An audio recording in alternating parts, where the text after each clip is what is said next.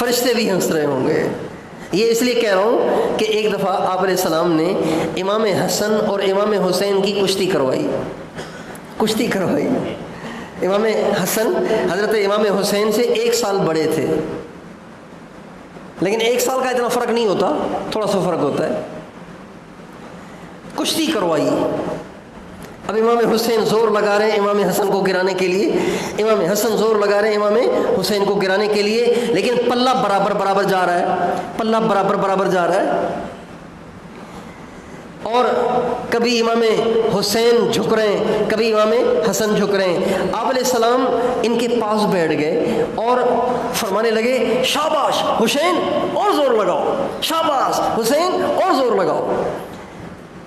حوصلہ افزائی کرنے لگے، جیسے ریفری نہیں ہوتے کشتی میں کرتے نا، تو آپ علیہ السلام امام حسین کی حوصلہ افزائی کرنے لگے، شاباش اور زور لگاؤ اور زور لگاؤ. تو حضرت اماں فاطمہ یہ سارا منظر دیکھ رہی تھیں. کہا یا رسول اللہ آپ کو حسین سے زیادہ محبت ہے، آپ صرف اسی کو خوشی دے رہے ہیں، صرف اسی کی حوصلہ افزائی کر رہے ہیں، حسن کی حوصلہ افزائی نہیں کر رہے. آپ نے فرمایا اصل بات یہ ہے کہ ان کی کشتی دیکھنے کے لیے جبریل بھی آئے ہوئے ہیں، اور جبریل امام حسین کی حوصلہ افزائی کر رہے ہیں، اس لیے میں بھی امام حسین کی حوصلہ افزائی کر رہا ہوں. کیا مقام ہے ان شہزادوں کا جن کی کشتیاں دیکھنے کے لیے جبریل عرشوں سے اتر آئے.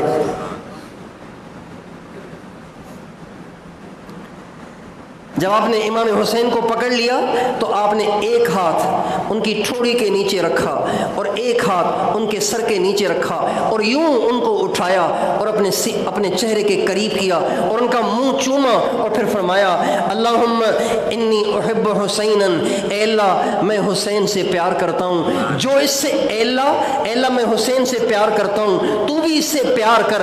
جو اس سے پیار کرے تو اس سے بھی پیار کر. جو حسین سے پیار کرے نا تو بھی اس سے پیار کر.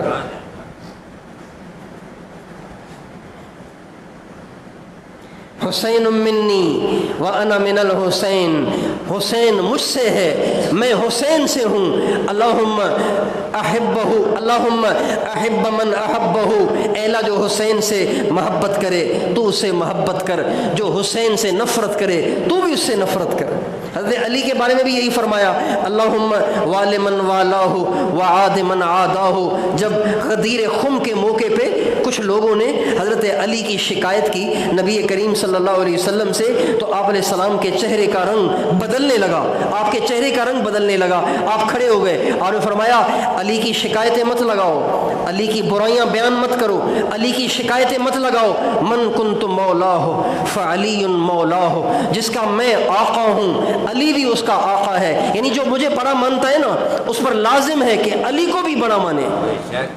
پھر آپ نے فرمایا اللہم والی من والاہ وعاد من عاداہ، اے اللہ جو ولی سے تعلق رکھے تو بھی اس سے تعلق رکھ، اور جو علی سے دشمنی کرے تو اس کا دشمن بن جا. اور ایک دفعہ آپ نے اہل بیت یعنی حضرت علی کو، حضرت فاطمہ کو، حضرت امام حسن کو، حضرت امام حسین کو ایک چادر میں لیا اور چادر میں لے کے آپ نے فرمایا اللہم ہؤلاء اہل بیتی وخاصتی فاذہب عنہم الرجس وطہرہم تطہیرا. اے اللہ یہ میرے اہل بیت ہیں، اے اللہ یہ میرے اہل بیت ہیں اور یہ میرے خاص لوگ ہیں. پھر آپ حضرت علی، حضرت فاطمہ، حضرت امام حسن، حضرت امام حسین کی طرف متوجہ ہو کے فرمانے لگے انا سلم لمن سالمتم وحرب لمن حاربتم، میں تمہارے ساتھ ہوں، جو تم سے صلح کرے، جو تم سے بنا کر رکھے تو میری اس سے صلح ہے، اور جو تم سے بگاڑے، جو تم سے دشمنی کرے، جو تم سے جنگ کرے میرا اس سے اعلان جنگ ہے. اللہ اکبر. یعنی جو تم سے لڑے میرا خود اس سے اعلان جنگ ہے. انا حرب لمن حاربتم، جو تم سے جنگ کرے گا میرا اس سے اعلان جنگ ہے.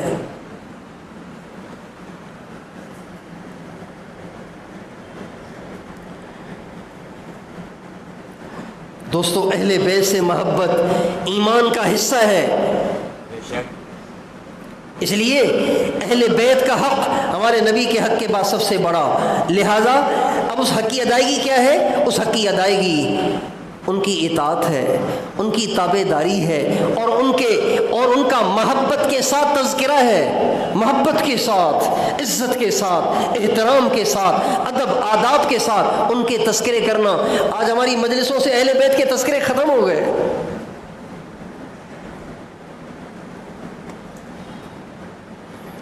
ہمارے بچے اہل بیت کو نہیں جانتے۔ ہمارے نبی کا ارشاد ہے اپنے بچوں کو 3 باتیں سکھاؤ۔ اپنے بچوں کو کتنی باتیں سکھاؤ؟ 3 باتیں سکھاؤ۔ ایک، اپنے بچوں کو میری محبت سکھاؤ، میرے اہل بیت کی محبت سکھاؤ، اور قرآن کی محبت سکھاؤ۔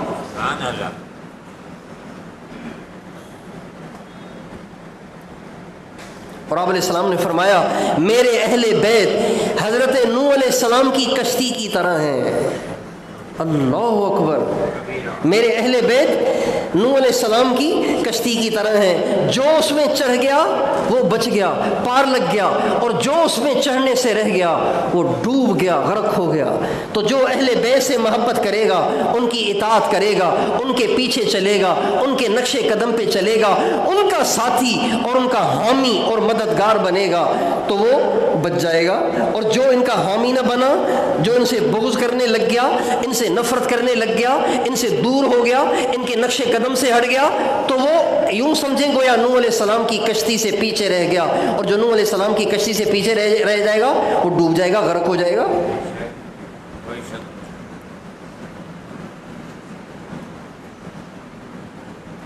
اہل بیت کی اطاعت کیا ہے؟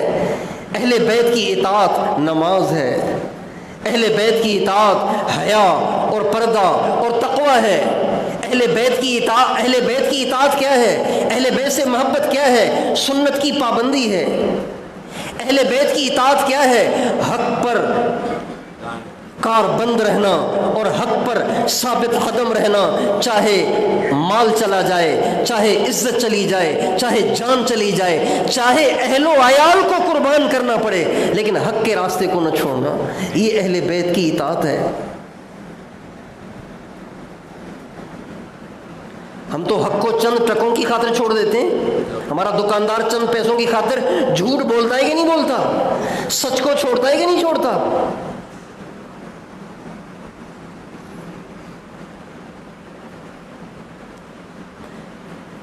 کتنے غلط کام ہم کر رہے ہیں جن کو جان دے کر بھی نہیں کرنا چاہیے تھا۔ جان جاتی تو چلی جاتی، مال جاتا تو چلا جاتا، سب کچھ قربان ہوتا تو ہو جاتا، لیکن وہ کام نہ کرتے، وہ ہم مفت میں کر رہے ہیں، چند پیسوں کی خاطر کر رہے ہیں۔ امام حسین اگر اپنے موقف سے ہٹ جاتے، اپنے موقف سے جو ان کا موقف تھا، جو کہ حق تھا، اگر اسے ہٹ جاتے تو ان کے بچے سونے کی پلیٹوں میں کھاتے۔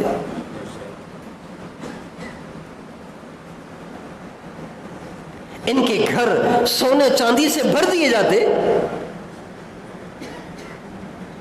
لیکن انہوں نے اپنی جان بھی دی، اپنے بچوں کو بھی قربان کیا۔ کیوں؟ حق کی وجہ سے۔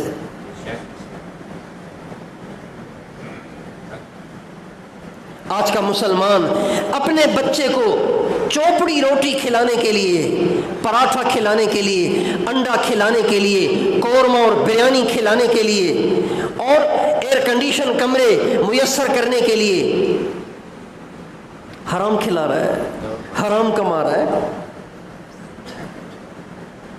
کتنے جس کی گنتی بھی نہیں کی جا سکتی، جنہوں نے اپنے گھروں کی ایسیاں ڈائریکٹ بجلی سے لی ہوئی ہیں، کھمبوں سے اور تاروں سے لی ہوئی ہیں، دنیا کی فانی ٹھنڈک کے لیے حرام کر رہے ہیں اور دوزخ کما رہے ہیں۔ تو اس کا مطلب یہ ہے کہ اہل قدم کے نقش قدم سے ہٹ گئے، اہل قدم اہل بیت کی ڈگر سے پھسل گئے۔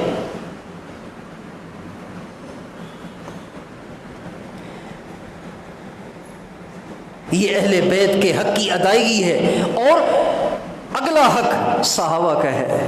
بتاؤ اگلا حق کس کا ہے؟ صحابہ کا ہے۔ اگلا حق صحابہ کا ہے۔ صحابہ کا حق کیا ہے؟ صحابہ کا حق کیا ہے؟ ان سے محبت کرو، ان سے محبت کرو، ان کی اطاعت کرو، ان کے بارے میں زبان درازیاں مت کرو۔ آپ علیہ السلام نے فرمایا اصحابی کالنجوم، میرے صحابہ ستاروں کی مانند ہیں، بِأَيِّهِمْ اقْتَدَيْتُمْ اهْتَدَيْتُمْ، جس کی اقتدا کرو گے نا تو ہدایت مل جائے گی، جس کے پیچھے چل پڑے تو تمہیں منزل تک پہنچا دے گا، تمہیں پار لگا دے گا۔ اچھا عجیب بات ہے کہ ہمارے نبی نے اہل بیت کو کہا کشتی، صحابہ کو کہا ستارہ۔ عجیب بات ہے، عجیب بات ہے۔ دیکھو اہل بیت کو سواری نہیں کہا، چونکہ سفر پیدل بھی ہو سکتا ہے، بھائی سفر پیدل بھی ہو سکتا ہے، نہیں ہو سکتا؟ ہاں نہ تو کرو۔ اللہ آپ علیہ السلام نے اپنے اہل بیت کو سواری نہیں کہا، میرے صحابہ سواریاں ہیں، میرے اہل بیت سواری ہیں، اس پہ چڑھو گے تو منزل پہ پہنچ جاؤ گے۔ تو بھائی پیدل بھی تو پہنچ سکتے ہیں نا، سواری کو چھوڑ دو تب بھی ٹھیک ہے۔ تو اس کا مطلب یہ تو نہیں بنا نا کہ اہل بیت کو کسی حال میں چھوڑنا ہی نہیں، یہ مطلب تو بنا ہی نہیں، اس لیے کہ سواری کو تو چھوڑا جا سکتا ہے۔ آپ نے فرمایا اہل بیت کشتی ہیں، کشتی کے بغیر اگر سمندر میں اتر گئے تو ڈوب جاؤ گے۔ اور صحابہ کو ستارے کہا، کیوں؟ اس لیے کہ جو سمندر میں سفر کرتے ہیں وہ ستاروں سے ہی راستہ پکڑتے ہیں، اگر ستاروں کو چھوڑ دیں گے تو جہاں جانا چاہتے ہیں وہاں نہیں پہنچیں گے، کہیں اور چلے جائیں گے، بھٹک جاؤ گے۔ کشتی میں بھی چڑھنا ضروری اور ستاروں کی رہنمائی لینا بھی ضروری۔ کشتی میں نہیں چڑھو گے تو غرق ہو جاؤ گے، ستاروں کو فالو نہیں کرو گے تو بھٹک جاؤ گے۔ کشتی میں چڑھنا بھی ضروری اور ستاروں کو فالو کرنا، ستاروں کو دیکھنا، ستارے سے راستہ پکڑنا یہ بھی ضروری۔ اور آپ نے فرمایا اللہ ڈرو اللہ سے فی اصحابی، میرے صحابہ کے بارے میں اللہ سے ڈرو، میرے صحابہ کے بارے میں اللہ سے ڈرو۔ فمن احبهم فبحبی احبهم ومن ابغضهم فببغضی ابغضهم، جو صحابہ سے محبت کر رہا ہے اصل میں اس کو مجھ سے محبت ہے اس لیے کر رہا ہے، اور جو صحابہ سے نفرت کر رہا ہے اصل میں اس کو مجھ سے نفرت ہے اس لیے صحابہ سے نفرت کر رہا ہے۔ یہ میرا فتویٰ نہیں، یہ حضور کا فتویٰ ہے۔ جو صحابہ سے نفرت کر رہا ہے وہ مجھ سے کر رہا ہے، اور جو صحابہ سے محبت کر رہا ہے وہ مجھ سے کر رہا ہے۔ آپ نے فرمایا لا تسبوا اصحابی، میرے صحابہ کو برا بھلا نہ کہنا، میرے صحابہ کو برا بھلا نہ کہنا، اس لیے کہ اگر تم احد پہاڑ سونے کا بنا کر خرچ کر دو تو تم میرے صحابہ کی مٹھی جو کے برابر نہیں ہو سکتے۔ میرے صحابہ کے عمل کا خلوص اس مقام پہ پہنچا ہوا ہے کہ تم احد پہاڑ سونے کا بھی صدقہ کر کے ان کے جو مٹھی کو نہیں پہنچ سکتے، اس لیے میرے صحابہ کو برا بھلا نہ کہو۔ اس لیے یہ اعتدال کا راستہ ہے۔ آج ایک اہم بات سنیں، آج ہر چیز میں بے اعتدالی ہے، ہر چیز میں بے اعتدالی چل رہی ہے۔ کھانے میں بھی بے اعتدالی ہے، لوگ دسترخوان پہ بیٹھتے ہیں تو اٹھتے ہی نہیں ہیں، جو آیا رگڑ جاتے ہیں، جو آیا شوگر والے مٹھائیاں کھا رہے ہیں۔ ابے بھائی تجھے شوگر لگی تو مٹھائی کھا رہا ہے؟ کہ نہیں اللہ سے ہوتا ہے، اللہ سے ہوتا ہے۔ تو اللہ سے ہوتا ہے تو پھر کھا کیوں رہے ہو بھائی؟ اللہ مٹھائی کے بغیر بھی مٹھاس دے سکتا ہے، آپ کیوں کھا رہے ہیں مٹھائی؟ کھانسی لگی ہوئی ہے اور ٹھنڈا پانی پی رہے ہیں۔ ہمارے ساتھ ایک جماعت میں بزرگ تھے، بزرگ اس لیے کہہ رہا ہوں کہ بڑی عمر کے تھے، تو مہینہ تھا نومبر کا، اور پنجاب میں نومبر میں شدید گرمی پڑتی ہے، شدید گرمی، دھند نظر ہی نہیں آتا کچھ۔ نومبر کا مہینہ، شدید سردی، تو وہ پتہ ہے کیا کرتے تھے؟ رات کو مولی کاٹ کے، رات کو مولی کاٹ کے اس کو مسجد کی چھت پہ جا کے رکھ کے آتے تھے، مسجد کی چھت پہ رکھتے تھے۔ ساری رات وہ شبنم میں مولی بھیگ رہی ہوتی تھی اور صبح کو اٹھ کے نہار میں اس کو کھا رہے ہوتے تھے۔ اور کھانسی ایسی کہ جب کھانستے تھے جیسے مسجد کی دیواریں ہل رہی ہوں، ایسی کھانسی، یعنی جس کو کالی کھانسی کہتے ہیں نا، باقاعدہ آواز ہی جس میں تبدیل ہو جاتی ہے، وہ کھانسی، اتنی خطرناک کھانسی کہ کچھ نہ پوچھو۔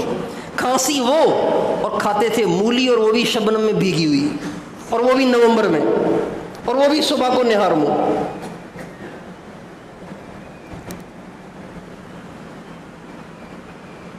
بے اعتدالی ہے،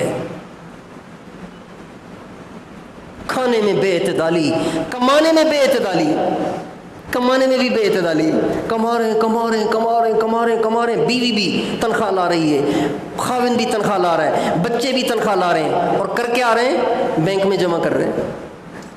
ابے پاگل، زندگی کھپا دی تم نے اور بینک میں جمع کر رہے ہو۔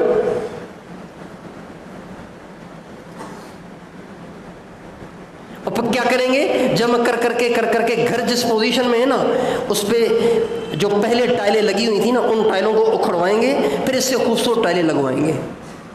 یہ ہے ساری کمائی۔ پہلے کورے میں چل رہے تھے، کورے میں یا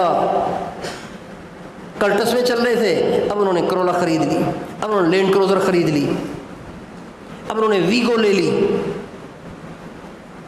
اب 2 گاڑیاں لے لیں۔ بے اعتدالی ہے۔ حضرت علی گئے ایک یہودی کے باغ میں مزدوری کرنے، تھوڑی سی کھجوریں بن گئیں، ایک مٹھی کھجوریں بن گئیں، تو اس نے کہا جی پانی تھوڑا سا اور لگا دو تو اب ڈبل اجرت ملے گی۔ تو فرمانے لگے محمد کے گھر کے لیے اتنا کافی ہے، محمد کے گھر کے لیے، علیہ الصلوۃ والسلام کے گھر والوں کے لیے بس اتنا کافی ہے۔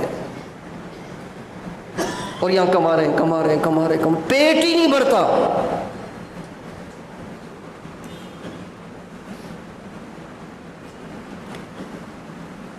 کتنے لوگ ہیں جو عشاء بھی اپنے محلے کی مسجد میں نہیں پڑھتے، وہ بھی اپنے بازار میں پڑھتے ہیں، 2 بجے تک دکانیں کھول کے بیٹھے ہوئے، پیٹ ہی نہیں بھرتا۔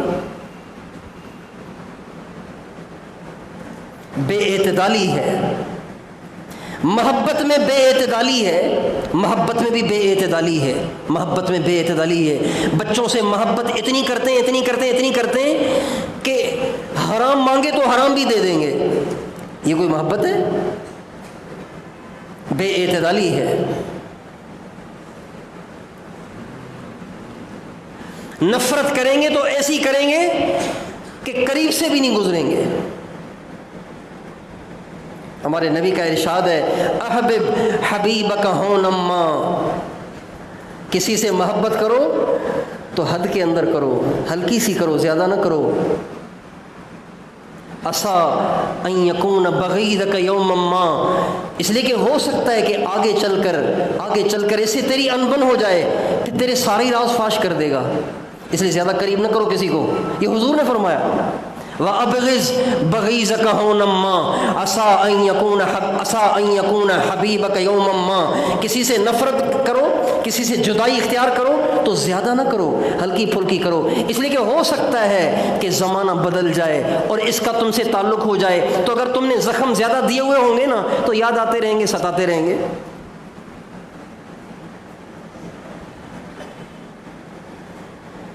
ہر چیز میں بے اعتدالی ہے، ہر چیز میں۔ کپڑوں میں بے اعتدالی، ہماری عورتیں 50 جوڑے تو ایک معمولی بات ہے، 50 جوڑے معمولی بات ہے۔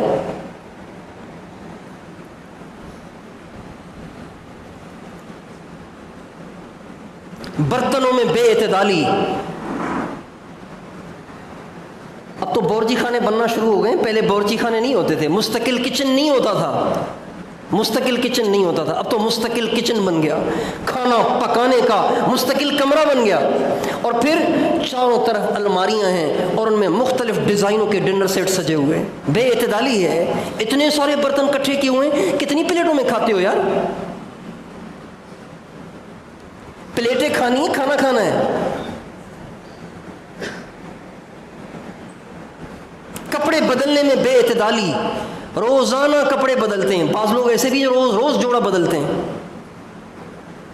ہمارے ایک بزرگ تھے حضرت مولانا ظاہر شاہ صاحب رحمۃ اللہ علیہ، تو وہ فرماتے تھے ہفتے میں 2 جوڑوں سے زیادہ جوڑے پہننے کو ہم اسراف سمجھتے ہیں. اور گزارا ہوتا ہے، اللہ کا شکر ہے. ہم ہفتے میں 2 جوڑے بدلتے ہیں. ایک پیر کو بدلتے ہیں، ایک جمعے کو بدلتے ہیں. کوئی پریشانی نہیں ہے، کوئی مسئلہ نہیں ہے. کوئی آدمی بدبو کی وجہ سے ہمیں چھوڑ کے کہیں نہیں جاتا. نہائیں روزانہ، بے شک روزانہ نہائیں. روزانہ نہانا مفید ہے. ہمارے ایک بزرگ فرماتے تھے جو روزانہ نہار منہ نہائے گا اور سوتی کپڑے پہنے گا وہ بیمار نہیں ہوگا. 2 کام کرے، نہار منہ نہائے اور سوتی کپڑے پہنے تو بیمار نہیں ہوگا، صحت مند رہے گا. نہیں، جلدی بوڑھا نہیں ہوگا، جوان رہے گا. سوتی کپڑے پہنے، واشنگ ویئر نہیں، سوتی کپڑے، اور سنت بھی ہیں. اور نہار منہ نہائے. ہر چیز میں بے اعتدالی ہے، ہر چیز میں بے اعتدالی ہے. بعض بیویوں کے غلام بن کر ماؤں کو مارنا شروع کر دیتے ہیں، اور بعض ماؤں کے ایسے فرما بردار پوت بن جاتے ہیں کہ بیویوں پہ زیادتیاں کرنا شروع کر دیتے ہیں. بے اعتدالی ہے.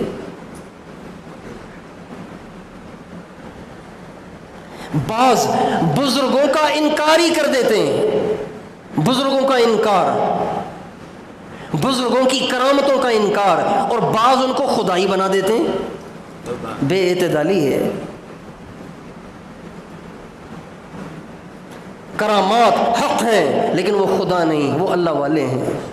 ان کی دعائیں قبول ہوتی ہیں، اور جب وہ اللہ سے کچھ کہتے ہیں اللہ ان کے کہنے پہ کر دیتا ہے. یہ بات بالکل ٹھیک ہے، لیکن وہ خود نہیں کچھ کر لیتے، اللہ کے حکم سے کرتے ہیں. اللہ پاک ان کی دعاؤں سے کرتے اللہ ہیں، ان کی دعاؤں سے کرتے ہیں. بے اعتدالی ہر طرف، ہر معاملے میں بے اعتدالی. تو یہ جو اہل بیت کی جماعت ہے اور صحابہ کی جماعت ہے، ان 2 جماعتوں کے بارے میں بھی بے اعتدالی ہے.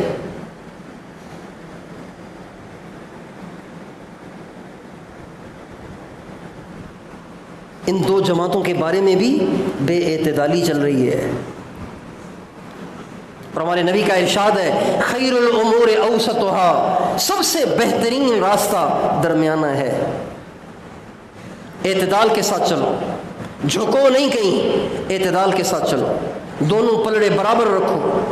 اہل بیت سے محبت رکھو، صحابہ سے محبت رکھو. یہ نہیں کہ اہل بیت سے محبت کر کے صحابہ پہ تبرع شروع کر دو، صحابہ کو برا بھلا کہنا شروع کر دو. اور یہ بھی نہیں کہ صحابہ سے محبت کے زور میں آ کے اہل بیت ہی کا انکار کر دو، ان کی شان گھٹانا شروع کر دو، ان کو قصوروار ٹھہرانا شروع کر دو.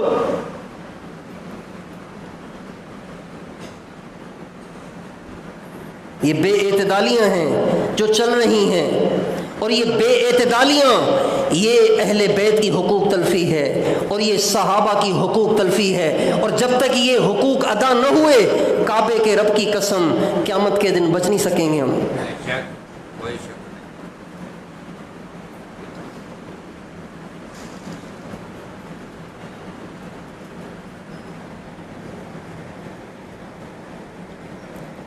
بعض لوگ سمجھتے ہیں کہ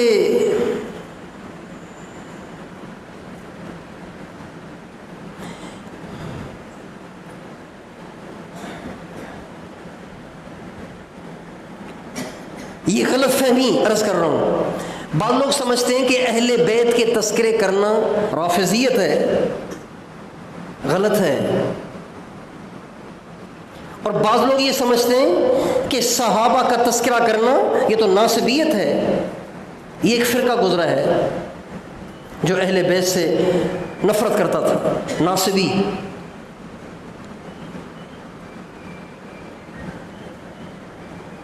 حضرت حضرت امام شافعی رحمۃ اللہ علیہ کی بڑی عجیب بات ہے، اللہ اکبر، وہ فرماتے ہیں ان کان رفضاً حب آل محمد فلیشہد الثقلان انی رافضی، اگر اہل بیت سے محبت رافضی ہونا ہے تو دنیا سن لے، سارے انسان سن لیں اور سارے جنات سن لیں کہ میں رافضی ہوں، میں شیعہ ہوں۔ وَإِن كَانَ نُسْبًا حُبُّ صحب محمد فَلْيَشْهَدِ الثَّقَلَانِ أَنِّي ناصبی، اور اگر صحابہ سے محبت کرنا یہ ناصبی ہونا ہے تو دنیا سن لے کہ میں ناصبی ہوں۔ مجھے اہل بیت سے بھی محبت ہے، مجھے صحابہ سے بھی محبت ہے، صحابہ میرے لیے کشتی ہیں، اہل بیت میرے لیے کشتی ہیں، ان کے بغیر سفر کروں گا تو غرق ہو جاؤں گا، اور صحابہ میرے لیے ستاروں کی مانند ہیں، ان کے بغیر سفر کروں گا تو بھٹک جاؤں گا۔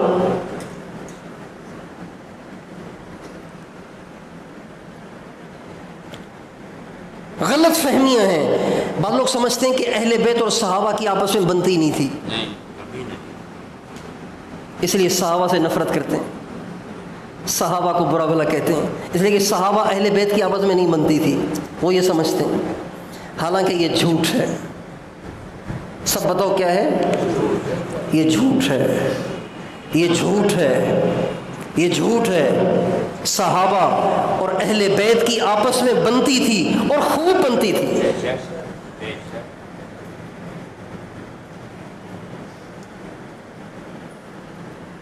حضرت امام حسین ایک دفعہ کسی جنازے سے واپس تشریف لا رہے تھے، تو ایک جگہ بیٹھ گئے، سانس لینے کے لیے تھک گئے تو بیٹھ گئے ایک جگہ۔ حضرت ابو ہریرہ پیچھے سے آ رہے تھے، انہوں نے دیکھا نا، حضرت ابو ہریرہ نے امام حسین کو دیکھا تو اپنی پگڑی اتار کے جھاڑنے کے لیے تو کپڑا بھی کافی ہے نا، اپنی پگڑی اتار کے ان کے پاؤں کو صاف کرنے لگ گئے، مٹی لگ گئی تھی، پاؤں صاف کرنے لگ گئے حضرت ابو ہریرہ۔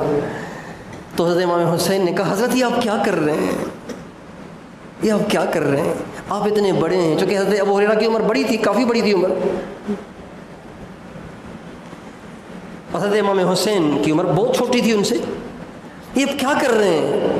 تو حضرت ابو ہریرہ فرمانے لگے میں کیوں نہ جھاڑوں ان پاؤں کو، اور کیوں نہ صاف کروں اپنی پگڑی سے ان قدموں کو جو قدم میں نے حضور کے سینے پہ بھی چڑھتے ہوئے دیکھے ہیں، جن قدموں کو حضور کے سینے پہ چڑھتے میں نے دیکھا ہے، ان قدموں کو اپنی پگڑی سے صاف کیوں نہ کروں۔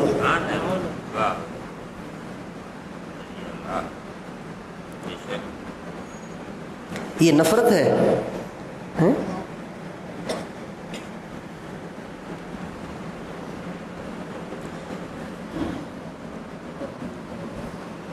کربلا کے میدان میں عجیب بات سنیں، نہیں سنی ہوگی آپ نے، کربلا کے میدان میں 72 حضرات تھے جو شہید ہوئے تھے، ان میں سے 16 اہل بیت میں سے تھے، 16 اہل بیت میں سے تھے اور باقی ان کے ساتھی تھے۔ ان 16 کے اندر 2 کا نام ابو بکر تھا اور 2 کا نام عمر تھا۔ ان 16 میں سے 4 الگ کر دو، 2 کا نام ابو بکر ہے اور 2 کا نام عمر ہے، اور وہ پتہ ہے کون ہے؟ ایک ابو بکر بن علی، ایک ابو بکر بن حسن، اور ایک عمر بن حسن، ایک عمر بن حسین۔ یہ نفرت ہے۔ ابو بکر اور عمر، یہ نام حضرت ابو بکر حضرت عمر سے پہلے معروف ہی نہیں تھے۔ صحابہ میں کوئی ابو بکر نہیں سوائے حضرت ابو بکر کے، صحابہ میں کوئی عمر معروف نہیں سوائے حضرت عمر کے۔ تو جن سے نفرت ہوتی ہے آدمی ان کے نام اپنے بچوں پہ رکھتا ہے؟ بتاؤ بھائی۔ یہ میں اس لیے عرض کر رہا ہوں کہ غلط فہمیاں ہیں، اسے دور کریں، ورنہ نقصان میں جا رہے ہیں، نقصان میں جا رہے ہیں، نقصان میں جائیں گے۔ ہم کسی سے نفرت نہیں کرتے، ہم سب سے محبت کرتے ہیں۔ اور اگر کسی میں غلط فہمی ہے، اس کے ہاتھ جوڑ کر، اس کو پاؤں پڑ کر، اس کو گلے لگا کے اسے پیار سے سمجھاتے ہیں کہ اللہ کا واسطہ یہ تمہیں جھولی دیتے ہیں، اپنی غلط فہمیاں ختم کرو، ورنہ نقصان میں جاؤ گے۔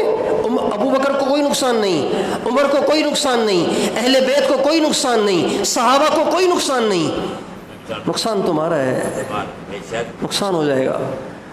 اور پھر مرنے کے بعد ہوش آیا تو کیا ہوش آیا، موت کے وقت ہوش آیا تو کیا ہوش آیا۔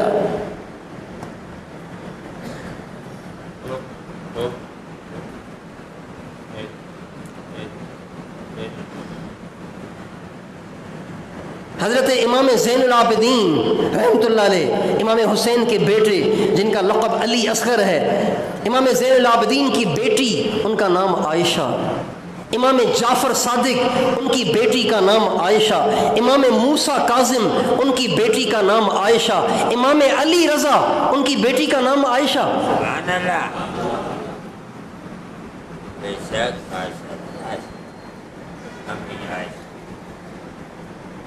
امام جعفر صادق کے بچوں کا نام ابو بکر اور عمر، امام موسیٰ کاظم کے بچوں کا نام ابو بکر اور عمر، امام علی رضا کے بچوں کا نام ابو بکر اور عمر، امام حسین کے بچوں کا نام ابو بکر اور عمر۔ امام حسین کے بیٹوں میں سے ایک کا نام ابو بکر، ایک کا نام عمر۔ عمر تو شہید ہو گئے تھے، ابو بکر شہید نہیں ہوئے تھے امام حسین کے، لیکن حضرت حسن کے جو بیٹے ابو بکر تھے وہ شہید ہو گئے تھے، حضرت علی کے بیٹے جو ابو بکر تھے وہ بھی شہید ہو گئے تھے۔ بھائیوں، نفرت نہیں ہے، محبت ہے۔ تاریخی غلط روایات کی بنا پر یہ غلط فہمیاں پیدا کی گئی ہیں، یہ غلط ہے، یہ جھوٹ ہے، یہ بہتان ہے۔ اگر ابو بکر کو اہل بیت سے نفرت ہے، اگر عمر کو اہل بیت سے نفرت ہے، ہمارا ایسے ابو بکر سے کوئی تعلق نہیں، ہمارا ایسے عمر سے کوئی تعلق نہیں۔ ہم تو اس ابو بکر کو مانتے ہیں جو اہل بیت کے عاشق تھے، ہم تو اس عمر کو مانتے ہیں جو اہل بیت کے عاشق تھے۔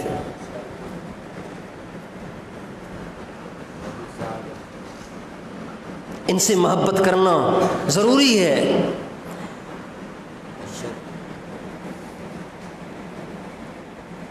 تاریخی غلط روایات کی بنا پر ہم اس فیصلے کو کیسے تبدیل کریں جو قرآن نے کیا ہے؟ دیکھیں ہمارے نبی کے بارے میں اللہ فرماتے ہیں وَمَا يَنْتِقُ عَنِ الْهَوَىٰ إِنْ هُوَ إِلَّا وَحْيٌ يُوحَىٰ، میرا نبی اپنی مرضی سے نہیں بولتا، اس کی زبان پر وہ آتا ہے جو اللہ کی طرف سے وحی ہوتی ہے۔ یہ اللہ نے ہمارے نبی کے بارے میں کہا۔ ہمارے نبی کہہ رہے ہیں لَوْ كُنْتُ مُتَّخِذًا خَلِيلًا لَاتَّخَذْتُ أَبَا بَكْرٍ خَلِيلًا، اگر میں کسی کو اپنا دل دے دیتا تو ابو بکر کو دل دے دیتا، لیکن میں نے دل اللہ کو پہلے دیا ہوا ہے، میں نے دل اللہ کو پہلے سے دیا ہوا ہے، تو میں ابو بکر کو دل کیسے دوں؟ میں نے دل پہلے ہی اللہ کو دیا ہوا ہے، لیکن اگر میں کسی انسان کو دل دیتا تو ابو بکر کو دیتا۔ تو اگر ابو بکر نے آگے چل کر اہل بیت کا دشمن ہونا ہے تو یہ حضور کیا کہہ رہے ہیں؟ کیا حضور کا علم اتنا ناقص ہے، اتنا کمزور ہے کہ حضور ایک آنے ہونے والے دشمن کو اتنا بڑا دوست بتا رہے ہیں؟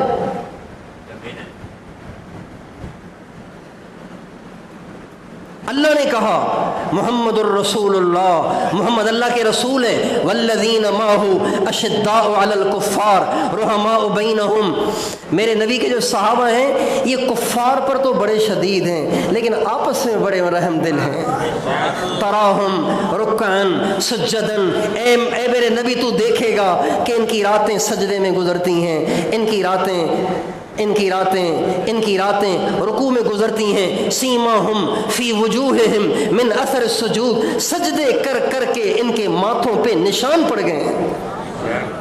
بے شک حضرت علی کے سامنے کسی نے حضرت ابو بکر حضرت عمر کو برا بھلا کہا تو حضرت علی نے فوراً تلوار نکال لی میان سے اور اس کی گردن اڑانے لگے، تو کچھ لوگ آگے بڑھے، کہا حضرت اللہ کے واسطے معاف کر دیں۔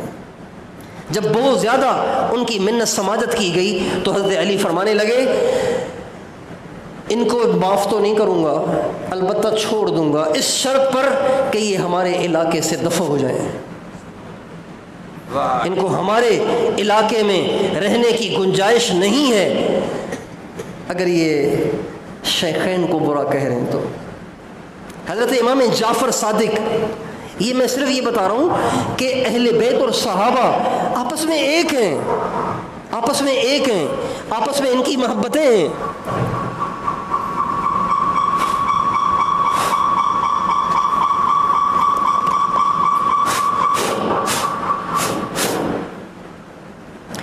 آپس میں ان کی محبت ہے۔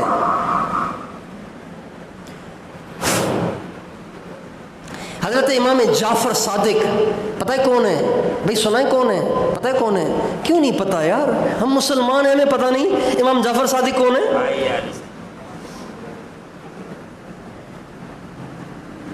اگر میں سب سے پوچھیں شاہ رخ خان کو جانتے ہو آپ لوگ؟ شاہ رخ خان کو تو میرا خیال ہے شاید ہی کوئی بابا کہے کہ میں نہیں جانتا، ورنہ ساری کہیں گے جانتے ہیں۔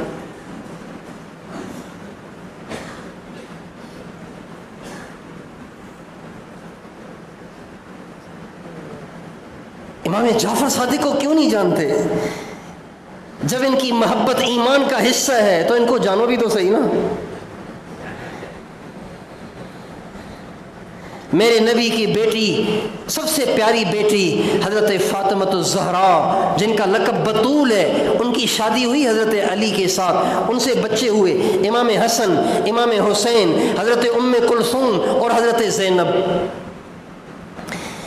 پھر امام حسین کی اولاد، امام حسین کے بیٹے امام زین العابدین، امام زین العابدین کے بیٹے امام محمد الباقر، اور ان کے بیٹے امام جعفر الصادق۔ یہ ہیں، یہ حضرت امام حسین کے پڑپوتے ہوئے، امام حسین کے پڑپوتے امام جعفر صادق۔ بہت دیر ہو رہی ہے، ورنہ میں ان کے واقعات آپ کو سناتا، وہ کتنے عظیم تھے، وہ کتنے اچھے تھے، وہ کتنے اللہ والے تھے، وہ کیا چیز تھے۔ امام جعفر صادق فرماتے ہیں ولدنی، غور سے سنیں، ولدنی ابو بکر الصدیق مرتین، ولدنی ابو بکر الصدیق مرتین، یہ امام جعفر صادق کا ارشاد ہے، ولدنی ابو بکر الصدیق مرتین، میں دو طرح سے ابو بکر صدیق کا بیٹا ہوں۔ کتنی طرح سے؟ دو طرح سے، یعنی میرا جو سلسلے نسب ہے وہ دو طرح سے حضرت ابو بکر صدیق سے ملتا ہے۔ کیسے؟ حضرت ابو بکر صدیق کے دو بیٹے ہیں، ایک محمد، ایک عبد الرحمن۔ محمد کے بیٹے قاسم، محمد کے بیٹے قاسم، قاسم کی بیٹی ام فروا، قاسم کی بیٹی ام فروا۔ اچھا اب دوسری طرف سے سنیں، عبد الرحمن کی بیٹی اسما، اسما کی بیٹی ام فروا، اسما کی بیٹی ام فروا، یعنی محمد کے بیٹے قاسم اور عبد الرحمن کی بیٹی اسما کی شادی ہوئی، اس سے پیدا ہوئی ام فروا۔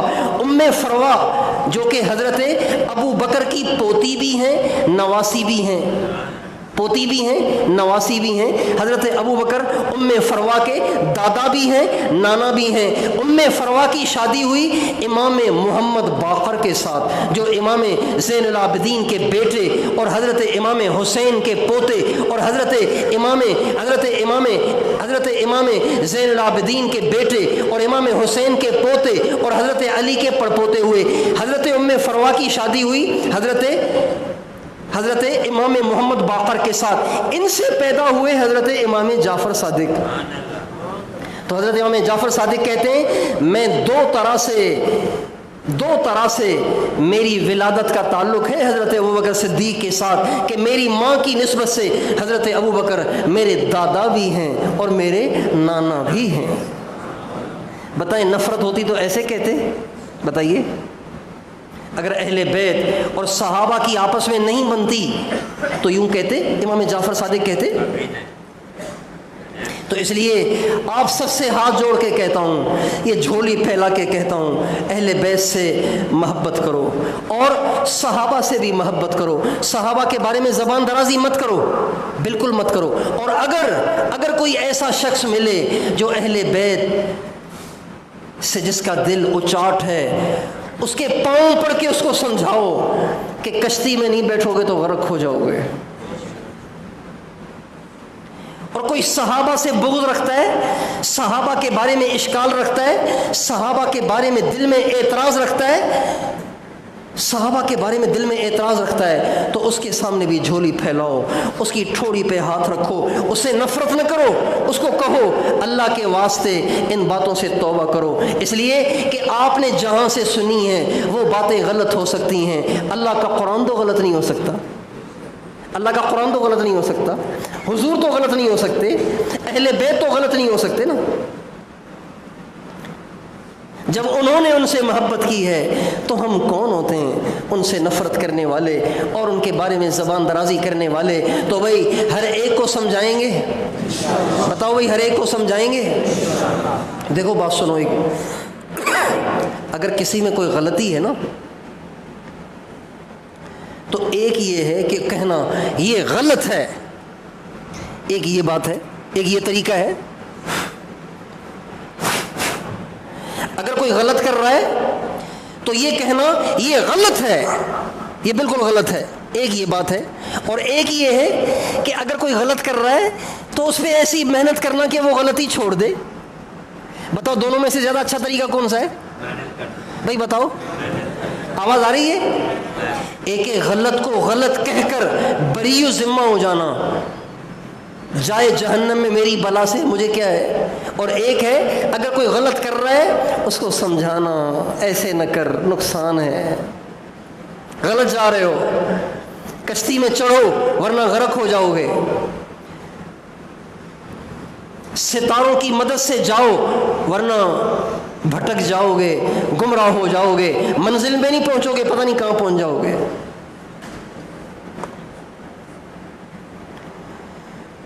تو ایک ایک کو سمجھائیں گے، ایک ایک کو سیدھا راستہ بتائیں گے.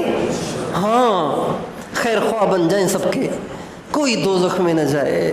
اگر کوئی اہل بیت سے اچاٹ ہے، اگر اسی حال میں مرے گا تو دوزخ میں جائے گا. اگر کوئی صحابہ سے اچاٹ ہے، اسی حال میں مرے گا تو دوزخ میں جائے گا. اور ہمارے نبی تو رحمت للعالمین ہیں، ہمارے نبی تو سب کو دوزخ سے بچانا چاہتے ہیں، تو ہم بھی بچانا چاہتے ہیں. ہم نہیں چاہتے کہ کوئی دوزخ میں جائے، ہم نہیں چاہتے کہ کوئی جہنم میں جائے. تو بھائی ساری دنیا کے سارے انسانوں کو دوزخ سے بچائیں گے، سب پہ محنت کریں گے، سب کی غلط فہمیاں دور کریں گے، سب کو سیدھے راستے پہ لانے کے لیے کوشش اور دعائیں کریں گے.